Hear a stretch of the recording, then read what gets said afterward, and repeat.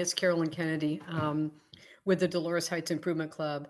Um, RescueSF, as you know, has been around since 2020, not 2019, 2020, really advocating for more effective approaches to homelessness and street conditions, including mental illness and drug abuse on the streets, drug use on our streets. So I was asked to give kind of an update, and really I'll give you the headlines first. The update for 2025 is there's been some recent positives, as you all have probably seen in the news, that Lurie's coming in with energy and intent. And the question is, will he deliver?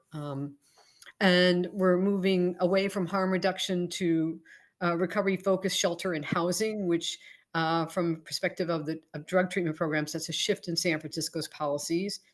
San Francisco's gotten some more money, so that's good for actually mental illness beds. Some negatives: we're short on shelter, and will we see the 1,500 beds that Lurie promised during his campaign? And secondly, flow, and that means people go into shelter, they go out of shelter. Where do they go? Are they going back to the streets? Are they becoming permanently housed? Are they returning to family? Those are all the things that homelessness and supportive housing has said they're focusing on accomplishing. But that's, it's not been proven.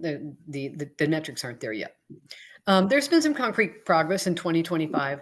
The coordination among a number of San Francisco agencies, notably the Police Department, Department of Emergency Management, SF HOT, which is the street team that works most closely with people trying to get them placed, is having an impact on drug use and street homelessness, and especially in the Tenderloin and south of Market.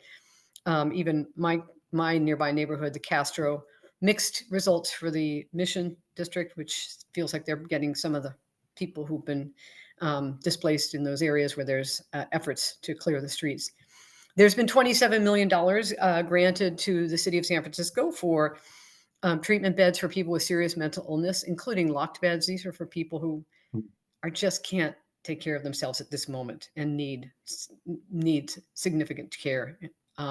And that came from the Mental Health Services Act, which is that state fund that we voted last year to allow some of its money, not just to be given for education and programs, but let's get people into treatment. They need beds. They need community-based mental health facilities where they can recover and return to normal. The other thing I mentioned earlier is the change in the city's investments. That the city is now standing up 2 new facilities for abstinence-based recovery. One of them is in the Marina, Lurie's district, and one's in Soma. There's about 60 units each, I believe, and they're both run by the Salvation Army, which has for many, many years advocated for and conducted abstinence-based recovery programs, facilities. And these are not your permanently supportive housing where people can come and go. They have strict rules. People are, kind of graduated in and earn privileges as they show that they can. And the goal is getting jobs and staying healthy. It's not just get housed and what happens next. You stay there for the rest of your life. So that's pretty good news. The overarching issue, though, for the homelessness programs in general in San Francisco is there's still no vision, no strategy. There's very little accountability. You might have seen some stuff in the news. Supervisor Fielder questioning what were the numbers that the streets activity was actually producing. There is a new policy chief for this area, Kunal Modi, who was part of a McKinsey team that did a really good study of what's the current state and what we need. But he's right now just trying to get his arms around the lack of data that he has and structure and so on. So that's kind of my update for you on that is my update for you on homelessness in San Francisco and the related issues. And I have a question for the CSFN leaders, and maybe you can just put your response in the chat. And that is, what are your thoughts about having abstinence-based recovery housing in your neighborhood? Do you think it's a good idea? Do you not know enough about it to have an opinion? Are you no, not in my backyard?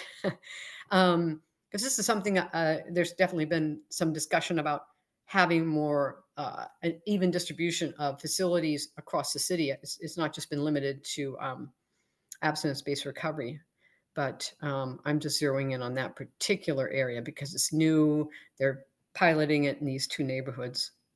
That Um, being said, I think we might be mhm, able to ask that question when Lori Brooks also gives her report, and mhm. you'd be Yeah, able to add that as to one of the questions. I'm yeah. going to begin Lori's presentation now. Let me give I a was gonna give bio. I was gonna give a Okay. quick spotlight on DHSC, and it was more in the spirit of information sharing.